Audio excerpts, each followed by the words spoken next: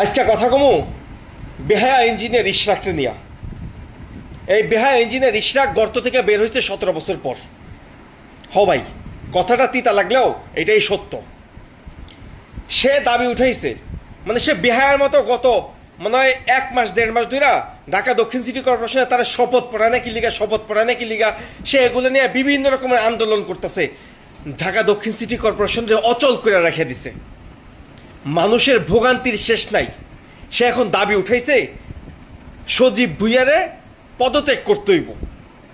এই গণ অভ্যুত্থানের অগ্রভাগের নেতা ছিল আসিফ মাহমুদ সজীব ভুইয়া, যারা বুলেটের সামনে দাঁড়ায়া ওই হাসিনার কাছে মাথা নত না কইরা যারা এই দেশে ফ্যাসিবাদ মুক্ত করছে, হাসিনা স্বৈরাচার মুক্ত করছে, গণ অভ্যুত্থান ঘটাইছে, যেই পোলাগুলা সেই পোলাগুলার এখন কইতেছে পদত্যাগ করতে হইব। সে নাকি দুর্নীতি করছে। আসিফ ভুইয়া যদি দুর্নীতি কইরা থাকে, তুমি সেই দুর্নীতিগুলোর সামনে আইনা তুমি প্রেস ব্রিফিং করো, তুমি প্রমাণ করো সে দুর্নীতি করছে। তুমি এখন দাবি উঠাইতেছ তারে পদত্যাগ করতে হইব। আরে আসিফ মাহমুদ সজীব ভুইয়ারা যদি রাজপথে না নামতো, তোমার মতো ইশরাকরা এখনো গর্তে লুকায়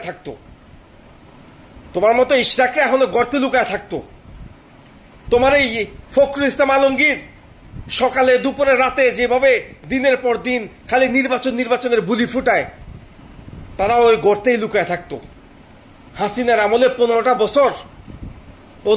বছর বিনা নির্বাচনে হাসিনা দেশ শাসন করে গেছে।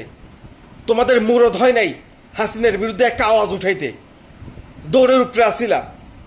আজকে যখন এই ছাত্ররা গণ অভ্যুত্থান ঘটায়া তোমাদেরকে স্বাধীন করে দিছে, তারপর তোমরা এখন গলাবাজি করো, স্ট্যান্ডবাজি করো, তোমরা দখলবাজি করো, চাঁদাবাজি করো, সব কিছু তোমরাই করতেছ।